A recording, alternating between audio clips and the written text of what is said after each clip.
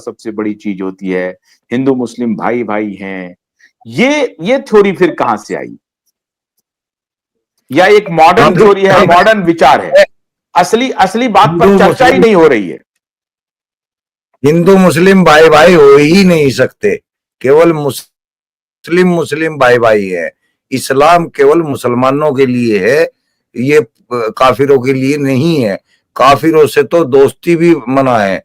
अगर आपका बेटा या आपका पिता भी काफिर हो जाए, यानी कि इस्लाम को छोड़ दे, तो उससे मुतालबा खत्म कर दो।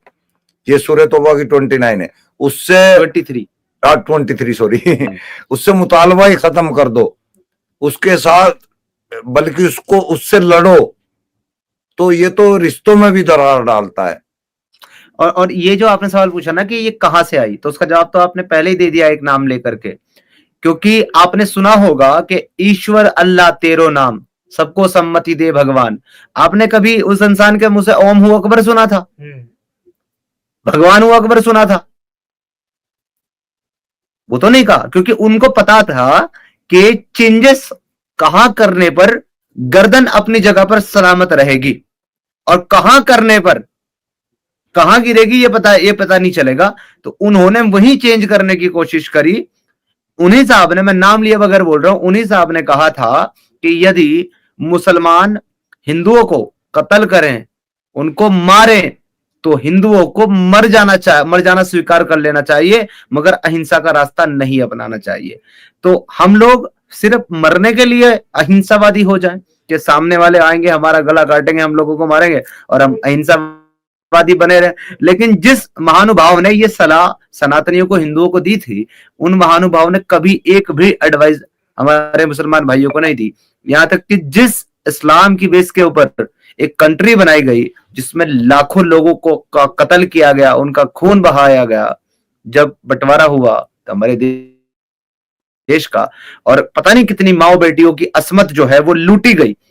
उसके बाद भी जब दूसरी तरफ से यह कहा जाता है कि हमारा नया मुल्क है और उसको पैरों पर खड़ा होने के लिए हमें भारत के सहयोग की जरूरत है, तो हमें भारत के सरकारी दफ्तरों से आधा फर्नीचर और 55 करोड़ रुपए की मदद दी जाए, और भारत ने इसको अस्वीकार कर दिया, तो अनशन पर बैठने वाला व्यक्ति था जिनका आपने नाम लिया, वही थे अनशन पर बैठने वाले जिन्होंने ये कहा था कि मैं तब तक आमरण अनशन पर बैठा हूं वो साल पर जब तक आप पाकिस्तान को 55 करोड़ रुपए और आधा फर्नीचर नहीं देंगे। नहीं समीर भाई, वो तो ठीक है, वो एक सनातनी थे और उनका हृदय बहुत उदार था, वो इस हिसाब से सोचते थे, कोई बुरी बात नहीं है। मेरा ये कहना है कि किसी भी देश के लिए, एक राष्ट्र के लिए हर समय कुछ ना कुछ विचार उत्पन्न होना चाहिए। क्या भारत के लिए वो वक्त आ गया है जब आप, जैसे आपने कहा कि मैं एक्स मुस्लिम कैसे हो गया, मैंने इस्लाम क्यों छोड़ा, क्या भारत के लिए वो वक्त आ गया है कि नहीं, बिना खून बहाए बैठ करके विचार विमर्श करके देखें कि कौन सा स्क्रिप्चर, कौन सा टेक्स्ट बुक, कौन सी किताब हमें कौन सी शिक्षा दे रही है और वो शिक्षा हमारे लिए उपयुक्त है या नहीं है, इस पर विमर्श करें, या इसको अंडर द कारपेट रख दें कि नहीं इसमें से कुछ लोग नाराज हो जाएंगे, दुखी हो जाएंगे, वो पहले ही तलवार उठा लेंगे, गुस्से में आ जाएंगे, आप ये क्या कर रहे हैं, वैमनस्यता फैला रहे हैं, विद्रोह कर रहे हैं, आप हिंदू मुस्लिम राइट करवाना चाहते हैं, आप दंगा करवाना चाहते हैं, और इसका खौफ दिखा करके जो असली बात है उस पर चर्चा ही नहीं होने दिया। और ये पिछले 77 वर्ष से हो रहा था, और अंग्रेजों ने जो हमें एक्सप्लॉइट किया वो आगे लगातार बढ़ता रहा। इसमें कुछ स्टेक होल्डर हैं जो असली बात पर चर्चा नहीं होने देना चाह रहे हैं। आप इस विचार के हैं? हाँ, हम ये चाहते हैं, हम बार बार ये ऐलान करते हैं कि स्टेज कोई भी चुन लो, हम बड़े बड़े आलिमों से बात करने के लिए तैयार है, ताकि जनता को इस्लाम का सच देखने में मिले। जब आलिम लोग हमसे स्टेज के ऊपर बैठ के इस्लाम पर चर्चा करेंगे तो दूध का दूध और दही का दही सामने हो जाएगा, तो लोग भी उसको देखेंगे। देखने के बाद लोगों को पता लगेगा कि भाई आलिम यहाँ पे कच्चे हैं, इनको वाकई में इन्होंने पढ़ तो लिया लेकिन समझा नहीं है। हम चैलेंज भी करते हैं, कितना भी आलिम छोटा हो चाहे बड़ा हो, हमारे चैनल्स के ऊपर भी डिबेट होती है। हम चाहते हैं कि कोई ऐसा बड़ा चैनल इस प्रोग्राम को ऑर्गेनाइज करे और बड़े बड़े आलिमों को लेके आए और हम लोग एक्स मुस्लिम उनसे बात करके इस मसले का हल निकाल लें बिना किसी लड़ाई और बिना किसी झगड़े के।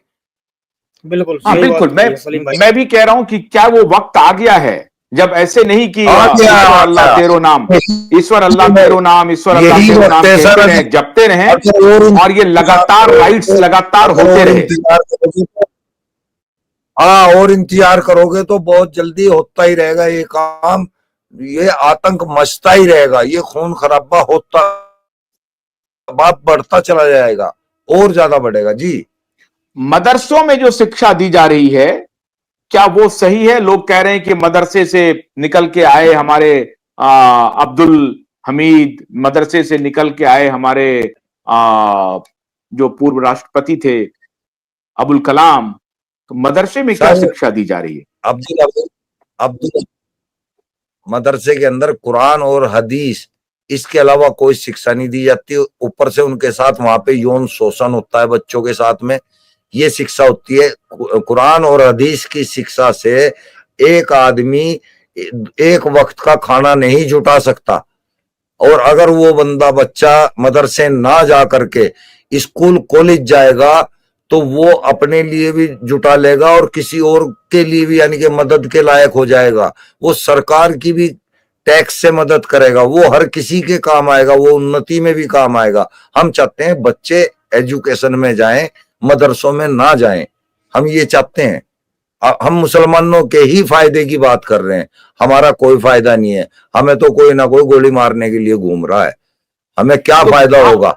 कोई अगर इतना रुपया हमें दे देगा कोई, मैं बताया ना, तो हमारी कमीज में भी दाग है, हमारी कमीज में भी सुराख हो रखे हैं।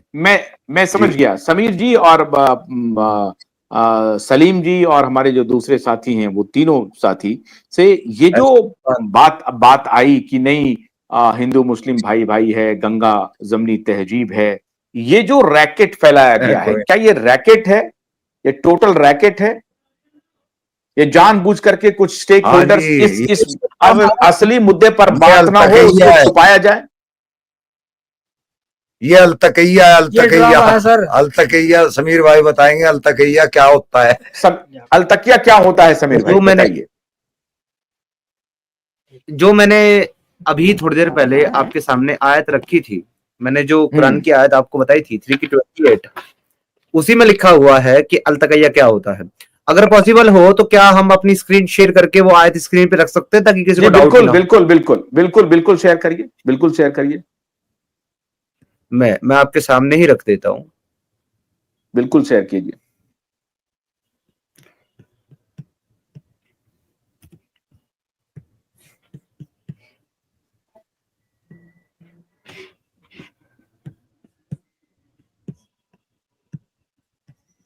मैं भी चाहेंगे थोड़ा सा का इश्यू है यहाँ। नहीं कोई बात नहीं, आप शेयर करिए, हम देख रहे हैं।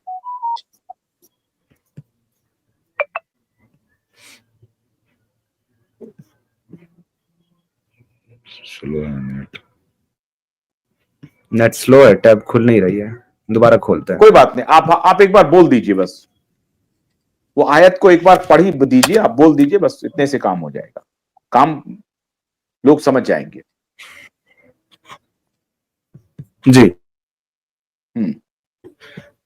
देखिए, बात ऐसी है कि 3:28 सूरह अल इमरान की आयत नंबर 28 में लिखा हुआ है, जिसकी मैंने अभी आपको बताया था पढ़ करके, कि मुसलमानों को चाहिए कि वो मुसलमानों के सिवा काफिरों को अपना दोस्त ना बनाए, और जो ऐसा करेगा यानी कि काफिरों से दोस्ती रखेगा या मुशरिकों से दोस्ती रखेगा, उसका अल्लाह के साथ में कोई ताल्लुक नहीं है, कोई रिश्ता नहीं है।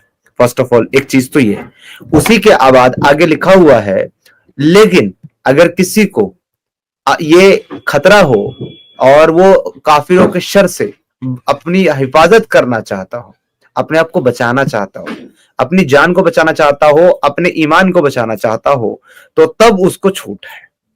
तो ये जो छूट है, ये जो डिस्काउंट है अपनी जान बचाने के लिए और अपना ईमान बचाने के लिए, सर इसी को अलतकैया कहते हैं। यानी कि है तो एक्चुअल हुक्म वही, ऑर्डर तो वही है कि आपने काफिरों के साथ दोस्ती नहीं करनी, लेकिन अगर आपको ऐसा लग रहा है कि कहीं पर आपको नुकसान पहुंच सकता है सच एक्सेप्ट करने से, सच बोलने से, या उनके साथ दोस्ती ना रखने से, तो ऐसी कंडीशन में आप झूठ झूठ मुंह से उनको कह सकते हो, आप हमारे भाई हो, आप हमारे दोस्त हो, हम आपके भाई हैं, हम आपके दोस्त हैं। हिंदू मुस्लिम भाई भाई हैं। ये सर अल्तकैया, ये जो आप कह रहे हैं ना इसको हिंदू अल्तकैया मुस्लिम, कहते हैं। ये अल्तकैया है सर।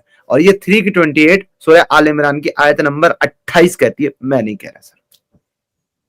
अच्छा, इसलिए मैं देखता हूं कि मेरे बहुत सारे मित्र हैं जो नाम से मुसलमान हैं, मैं नहीं मानता हूं उसे मुसलमान, तो काफी दिनों से वो हमसे कट गए हैं। कहीं इनका ये तो डर नहीं हो गया कि मैं काफिर से दोस्ती रखा हुआ हूं तो अल्लाह को क्या जवाब दूंगा? बिल्कुल हो सकता है हाँ, सर। हो सकता है उन्होंने पढ़ लिया हो, उनको पता चल गया हो इस सूरह का, इस आयत का, तो वो करेंगे, फिर उनको अमल करना पड़ेगा। अगर नहीं करेंगे, या जैसे ज्यादातर मुसलमानों का इल्म आता है, उन्होंने किसी मौलवी से सुन लिया हो। हाँ, या किसी मौलवी ने बता दिया हो कि भाई काफिरों से अच्छा, तो दोस्ती करना जो है वो लेकिन जिन्होंने काफिरों से दोस्ती